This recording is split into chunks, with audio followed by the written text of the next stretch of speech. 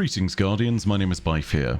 So, this is my video where I'm reviewing The Edge of Fate and talking about everything to do with the story campaign and whether it's good or not. As a quick note, there is a spoiler-free section here at the beginning where I'm going to be discussing a bunch of stuff, but if you're looking to avoid any story details, I will give a clear warning as to when that stuff's coming up. Anyway, as a quick note for all of this as well, I just wanted to approach this really quickly as a little disclaimer because apparently this concept has mystified a few people in the last few days. When I talk about the story campaigns of a story campaign, astoundingly enough I'm focusing on the story bit. Now I understand that it's very valid to play a campaign not just for the story and to play it predominantly for a gameplay experience, but that same perspective is not what you should apply to me, the lore guy. And some people in the community have apparently been very, very mystified by this concept. Random guys on social media aside, though, I'm sure most of you get that, and frankly, it's a disclaimer that I'm only making for that random one guy who sits there and decides to just, like, act as though I'm being completely ignorant to anything other than the narrative. But, like, seriously, dude, I'm the lore guy. It's my job. So yeah, I don't know, for those people out there who are sitting there and saying I'm not taking all of that stuff into account, I don't know what to tell you, man. I'm not here for that. You know, like, please go ahead and apply a similar vein of logic. Be mad at someone who does endgame raiding for, you know, not caring about patrol. What are we even trying to argue here? The point is this. I am going to go ahead and talk about everything to do with the way that the game is being played in campaign holistically, and talk about some issues that are there because they do definitely exist. But that is not the focus of this video. The focus is on the actual story of the story campaign, the narrative, the lore, the character interactions. So yeah, if that's a concept you struggle with, please leave the video. You are clearly lost. Otherwise, people are just going to make fun of you in the comments. Anyway, starting off with, if I had to go ahead and just give a quick recommendation up at the top and give a rating for Edge of Fate based on the story and the campaign, what would I rate that story? I would rate it somewhere between an 8.5 and a 9.5. Now, that is a rating that changes inevitably if you don't care about the lore, if you don't care about the story, if you're one of those people that skips the freaking cutscenes like, what the hell are you doing if that's what you do? Yeah, sure, it's going to be a different rating from you. However, in that case, that's valid, but again, why are you looking for my opinion on this? So, yeah, with all of that in mind, let's talk about why when it comes to the spoilers section, but without many spoilers, there is one thing I think I can bring up, which is this. After the final shape, Destiny was in this place where it had a massive hurdle ahead of it, which I have been calling the Thanos/MCU problem, as many people have for a while. The problem is simply this: we killed the Witness in the final shape, and that means that our ultimate enemy is dead, and so we are basically heroes in a world where we aren't defending it from any great villain. And that's a problem because we don't have purpose, and without purpose, players will leave. You know, if you've done the complete saga of the Light and Dark and you're just hanging up your hat, well, your job's done. You're here for the story, you enjoyed it, and that's it. So yeah, there was a big problem with regards to that. That being said, I think there is an important point to be made here generally, which is that at the end of Edge of Fate, I think I can confidently say we will not have that problem going forward. I'm delighted to say that, but I also can't say much more without spoilers. The promise that was made in the previews of Edge of Fate about massive implications for the end of the story that will kick off the entire plot of the Fate saga was not just some marketing line. It's absolutely true. And you should go ahead and if you care about Destiny for its narrative, its stories, its world, its characters, its lore, this is a treat. To be really frank about it, this cracks my top 5 Destiny campaigns ever, if not my top 3. That puts this in the same cohort as expansions such as The Final Shape, Forsaken, Witch Queen, and The Taken King. It is a phenomenal piece of narrative. It is an incredible expansion, and it kind of takes me by surprise that I'm even saying that. I've had some people say that this is not just breaking their top 5 or top 3. Some people have told me that it's their favorite Destiny expansion of all time now. Recency bias aside, I'm not quite there, but it's definitely in that top grouping. And to have at least a couple of people say that it beats out The Final Shape in some of the mentions I've seen on social media stunned me. I don't like it that much, but I still absolutely adore it. If you're looking to jump into Destiny for story, it is a great place to start. So yeah, if that's you, go ahead and grab the game. Now, to be really clear, before we jump into anything spoiler-wise, there is a little bit that I want to talk about with regards to general campaign experiences and some problems that the rest of the community also had, which I did experience for myself. So, let's talk about a few things. First of all, I think it's worth noting that the campaign experience, as far as puzzles are concerned, is definitely not perfect. Now, I want to go ahead and just clarify again what I said at the very beginning. This, and a lot of the other complaints that I'm talking about, doesn't kill my enthusiasm for the campaign, but that's because that's not what I'm predominantly focused on. However, this is not the entirety of the community, and there are a bunch of people who sat there and had the opinion that the various puzzle mechanics you use to navigate the new destination are not exactly great and lead to a lot of repetitive encounters. Now, yeah, sure, I can totally see how that would be an opinion, but I'll be totally honest, I was just chasing the next bit of narrative that would bring me through to the next part of the story. That was what was keeping me going, to the point where I really didn't notice this. I think that's the whole point of differences of opinions here, which is really that when the narrative was so good, for me, I was not seeing any of the weaknesses of any of the other parts of the campaign. And that's not to sit there and say that those opinions are invalid or that mine is invalid, it's just to say that you may want to self-sort. People who enjoy campaigns for the whole package experience will find it as more of a mixed bag than I did. Meanwhile, I'm on cloud 9 with all of the lore and the story that's being told. And meanwhile, some people were apparently falling asleep in their chairs. Which, I mean, sure, if that's actually the experience you had. I did see a lot of hyperbole out there on the internet saying that this is somehow worse than the Curse of Osiris or Dark Below. And to those people, I'd like to say please get real and get a grip. Like, seriously, banished to the Infinite Forest for 1,000 rotations of the same freaking platform over and over again. Like, what? Completely insane. Ridiculous take. Yes, the puzzle mechanics in the new destination are not perfect, but it is not Dark Below levels of, well, nothing, where we had 3 story missions and the mechanic was use Hive Sword. And it certainly isn't Curse of Osiris, where you only had 5 real missions to speak of. The big gimmick for the entire thing, the Infinite Forest, really didn't do anything at all. Kepler, at very least, is a destination that has some interesting things about it, but they could definitely be deeper. They could definitely be more engaging, but I feel as though there's not enough for those puzzle mechanics to really provide a lot of depth, even when you combine them briefly in a few of the encounters. So like, yeah, no, I think that it's definitely one of those weaknesses, but I don't think it's as crazy weak as some people are saying. That criticism feels very overblown, and honestly, like, yeah, it's valid criticism for the idea that it is weak. To say that it's the worst Destiny has been is completely disingenuous. I think there is one thing that's very much worth mentioning when it comes to one of the major mechanics, which is one of the first that you unlock and one of the ones that Bungie talked about in the preview stuff that we had from a bunch of content creators and when we looked through the campaign, and that's Matterspark. Matterspark is, generally speaking, fine on controller, but M&K players, such as people I was playing with on the day 1 of the campaign, yeah, they were starting to experience something really gnarly, which was basically this really bad motion input where all of a sudden you would get motion sickness because your camera would move at 1,000,000 miles a minute when entering Matterspark. This is also complemented by the fact that in some of the transition areas where you can only use Matterspark to get around the map, the game occasionally just flashbangs you with arc lightning. And you know, that's not great either. Photosensitive epilepsy does exist. So yeah, those are issues that desperately do need to get fixed. If you're on a controller, you're much less likely to experience the former of those issues, but generally, I think that's something Bungie does need to get on and fix. It's really bad that it's shipped in that state.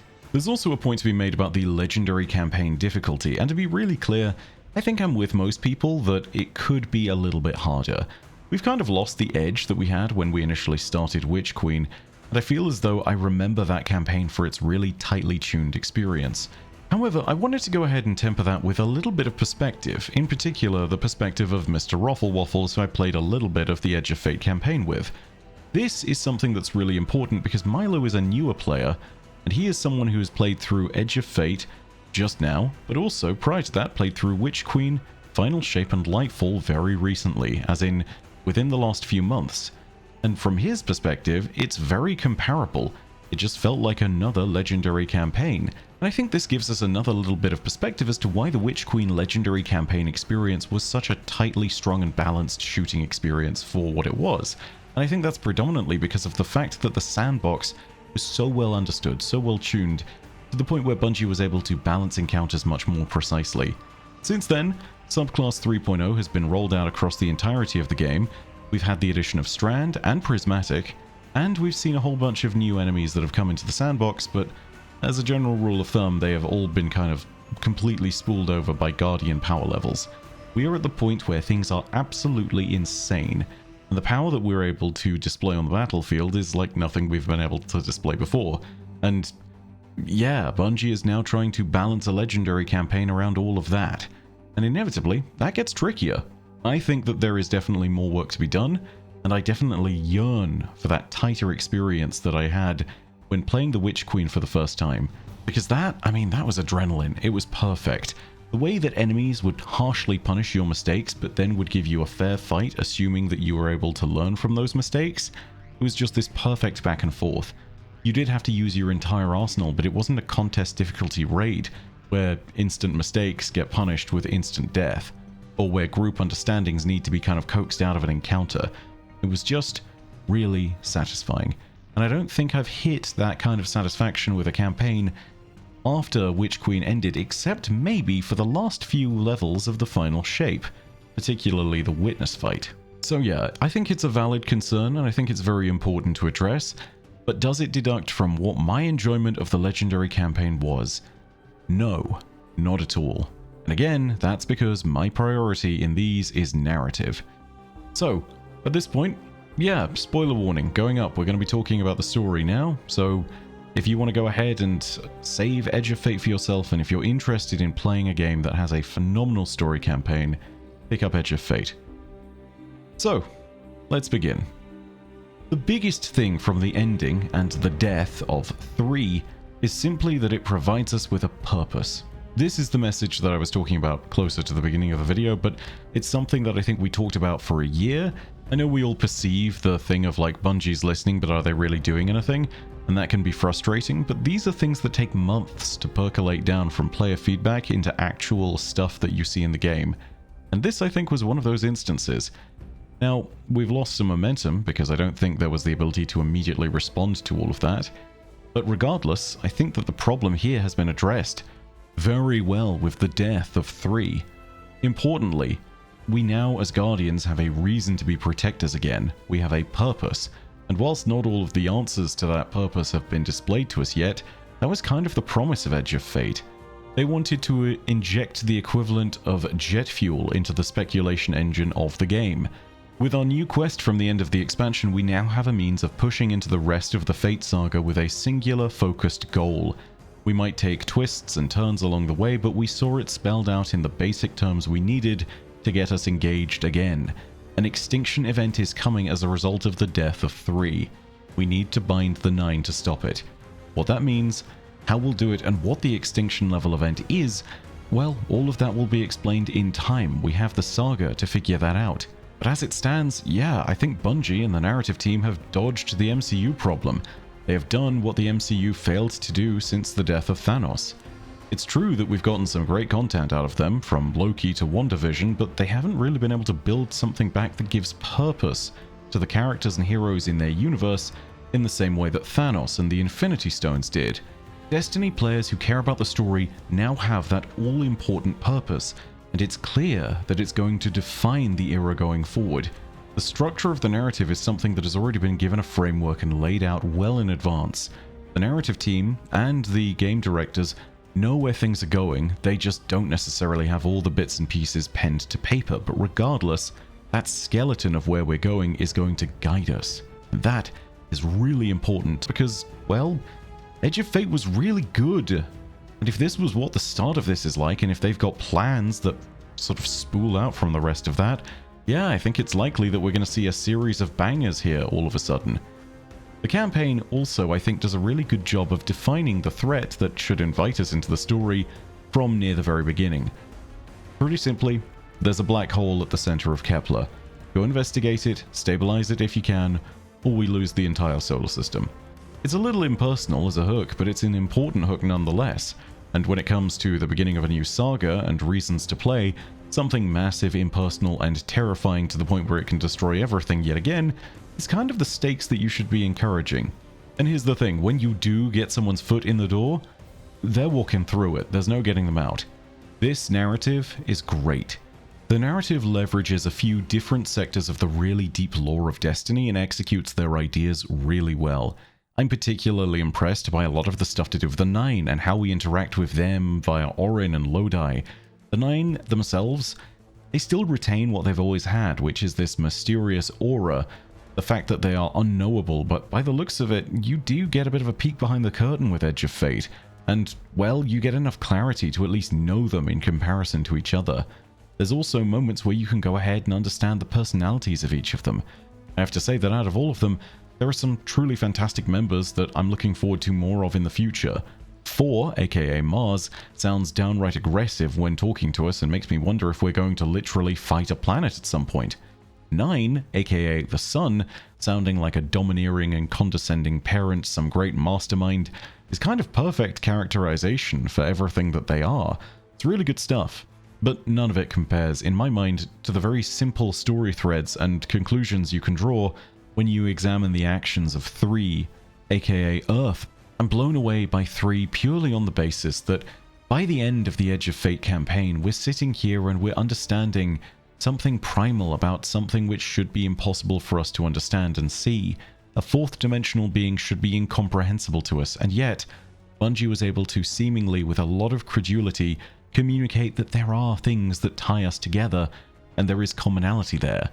To put it frankly, when Lodi stated, as 3, that it was glad to not die alone, that was a triumph of a moment. Considering then the various actions taken by 3, both nefarious and also selfless, in order to bring everyone together so that we had a chance at living, it builds this really complex character, who at first you really do kind of learn to hate, especially after all of the Ikora stuff goes down. But by the end of it, you understand that they're backed into a corner. They didn't really have a choice. And to a certain extent, that makes their character not only sympathetic, but also it makes them sort of the unsung hero in a really twisted way. It makes me realize for certain that Maya Sundaresh is even more of a, well, terrible person. I'd love to use an expletive here, but yeah, she's awful. And the fact that she did what she did and killed 3? Yeah, insane. Completely insane. It also makes me want to reevaluate just how powerful she is with the Echo of Command still in her grasp. That is something we should all worry about. On the note of lore concepts, by the way, the campaign does a really good job of delivering on something Allison promised on the dev streams for quite a while, which is that it doesn't punish people for not knowing everything about the lore. There's always a valid explanation of major players, events, factions, etc. in this expansion, but it also does something great, which is that it avoids the pitfall of feeling like ham-fisted expositional dialogue most of the time, which is really important for sure.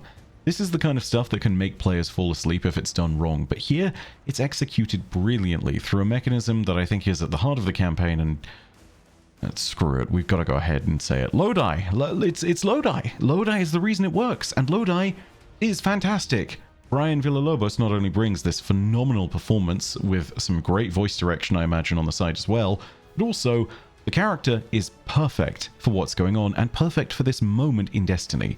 He has really cool origins with his lore and the DEO, but also there are some intriguing connections to Ikora there, and the fact that he is described perfectly as a fish-out-of-water character in the game, and yet he is a familiar face to us as individual human players on the other side of it, genius. Genius idea. Especially genius because, well, if you're new, all of a sudden you're going to be able to sit there and have the same questions that Lodi has. And when he reacts to those pieces of information, those reactions aren't just stereotypical, man, it's all over kind of things. He plays them out properly, as he should. When he learns about the collapse, he rightly freaks out with that information in mind. He goes completely ballistic at Ikora. And it's a very human moment. And then Ikora responds with a human moment of her own. And it's brilliantly crafted. It's so well done. I can't not sit here and just emphasize how good this is. It works. It is probably one of the best hand-holding devices that a new player could have, because it isn't condescending. It is something that asks questions they probably have. It provides relevant information at the moments when it's needed, and it doesn't bore or punish old players just for having a ride along because they're interested in where Lodi's story is going as well. Nobody is going to universally like a character, but I think I've seen more love for Lodi online than any character that has launched in any recent Destiny expansion. Like, legitimately, Lodi is up there getting the same kind of fanfare that Savathun was with Witch Queen, and that's wild. Like, this guy is just some guy from Chicago, but he's written so well that everyone's sitting there and being like, yeah, I'd put him on a plinth next to Savathun. Like, what? How did you do this? It's incredible. Yes, I understand why the Sun now calls him the beautiful boy. Like, yeah, he's incredible. I think that the thing that really stands front and center with Lodi as well is the authenticity with which all of this is delivered. Because at the end of the day, the choices that he makes as a character speak to who he is and what he's experiencing. And I think the most telling bit is something in a side quest where he basically sits there and accepts that, yeah, he doesn't want anyone else to go through this. He even says the term, I would self-immolate to make sure no one else does. It's just really important to understand that because he is a selfless character at heart. He's genuinely trying to do good. And at the end of the day, he sits there and accepts that he was made for this particular role. And that by doing this role, even though it's not necessarily his choice, he's able to help people and help the world. It's a pure character motivation that is played off in a way that is sincere and yet also incredibly nuanced. He understands that he's going to walk through fire at some point to get all of this done, but he's choosing to do it anyway. That's not just a good person and a great character, that's also bravery, which is even more appropriate because, I mean, God, look at all the stuff we're dealing with on Kepler, it's terrifying. Yeah, I could go on and just continue talking about everything to do with Lodi until the cows come home, but let's just leave it at this. Lodi is a fantastic character. For many people, he makes Edge of Fate, and I think that his introduction at this moment in time is not just proof that Bungie's narrative team at Current still has a lot of gas and can write an incredible character, but also that they're able to bring this new detailed level of nuance to their characters and how they interact with the world. Like, that's a comment about the whole of Edge of Fate's writing. It has some of the best character interactions, but lots of them center around Lodi. And you know what? I think I'm with people. This is one of my new favorite Destiny characters. He is just brilliant. Kudos to whoever initially cooked up Lodi and to every single person whose pen helped to build out his story. Because seriously, you guys crushed it. Now, here's another interesting point to be made, which is to do with voiceover. And this is kind of just a general note to be made for the future. There is something strange about it. Many people will notice that Ikora Rey is being voiced by Deborah Wilson, who voices Savathun, Ikora's arch-nemesis. So, you know, that's interesting. For what it's worth, Bungie has confirmed that this is partly due to the knock-on effects of the SAG-AFTRA strike, and that the original voices for all of the different characters who were replaced are probably going to be returning at some point in the future. They've already confirmed that Mara Junot, I believe, who is the voice actor for Ikora normally, is coming back to do her lines again, which is great news. Now, that being said, Deborah Wilson still kind of killed it. Like, seriously, it's Deborah Wilson, man. No surprises there. Like, anything she talks about, it just turns to gold. It's fantastic stuff. So yeah, not so much of a complaint, more of a clarification from me, really. Something else about the campaign is that it's actually kind of a long campaign. When Bungie initially talked about the Edge of Fate, I was a little bit worried because they described it in the context of being slightly bigger than Rise of Iron. And to be really clear about it, no, it's way bigger than that. At least the narrative and the story is. I can't talk to the size of the destination alone, and yeah, sure, the Metroidvania-style destination they're doing means that you're retreading a few different bits and pieces of ground here and there, but like as a general rule of thumb, there is a lot of story packed into Kepler. To give you guys an idea, I think I took about 12, maybe 14 hours playing the entirety of the campaign between 2 days worth of playing. I spent 3 hours from start to finish in Rise of Iron.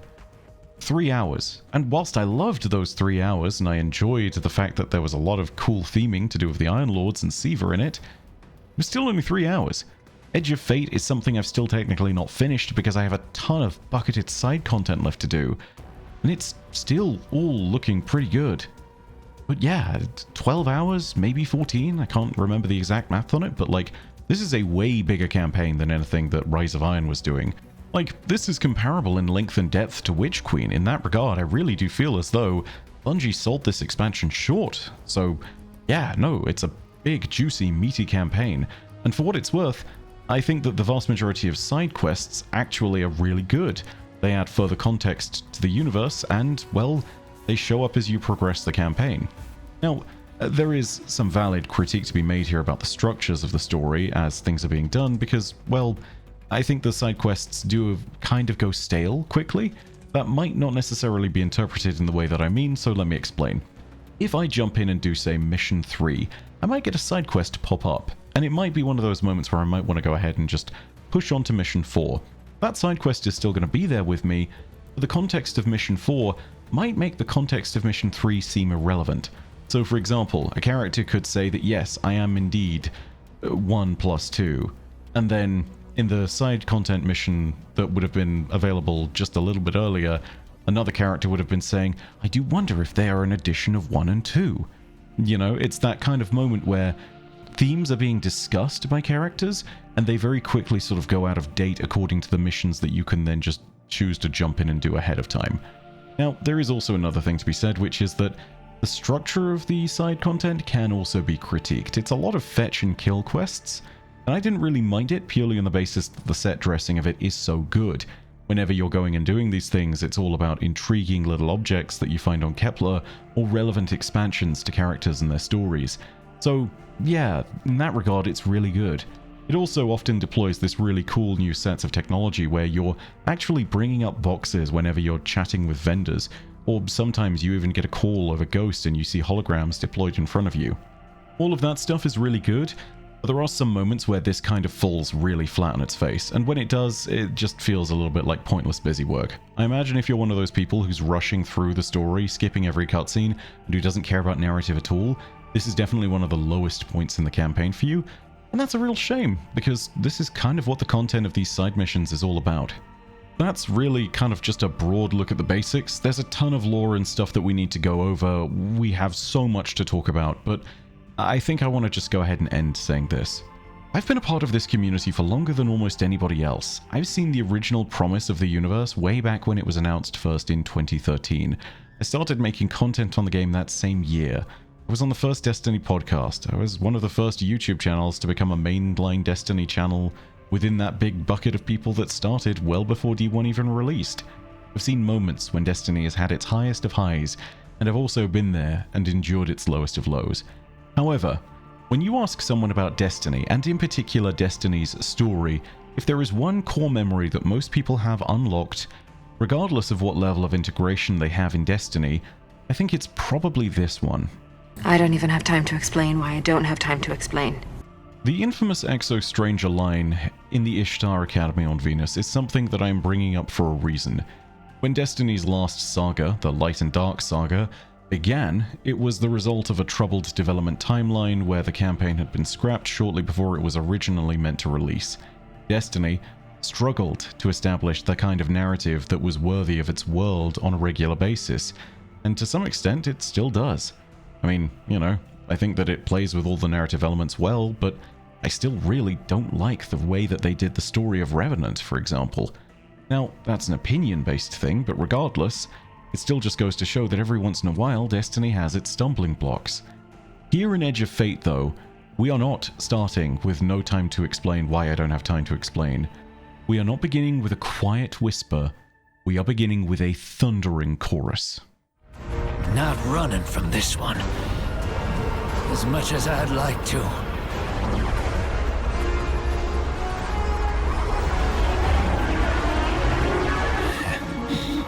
Not every day you resurrect a god.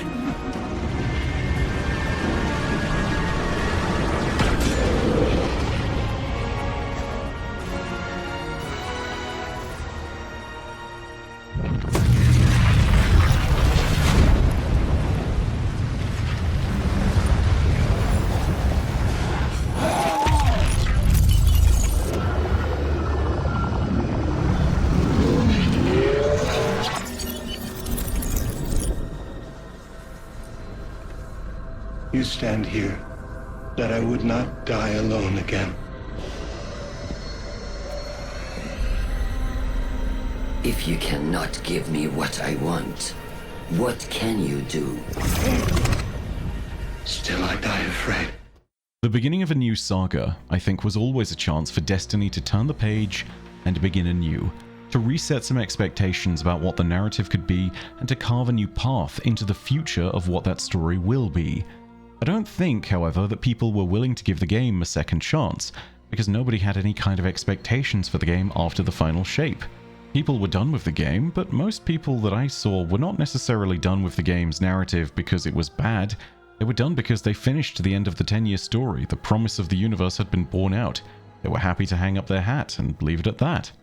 Simple, really, and I can't blame them for it. A good ending is what most stories wish they could have and could aspire to. As a result, I think it was really hard for anybody to sit there and have any expectations for an expansion following the final shape. There were very few expectations that it would be good, and then, well, yeah, I think the player numbers dropped off dramatically as a result afterwards.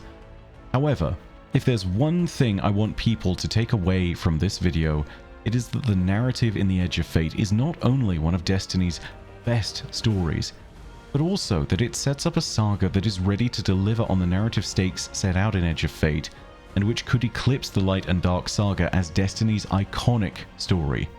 Whilst we all saw some greatness in Light and Dark saga's beginnings, we had to meander for years to find the path, and it started on a bad foot.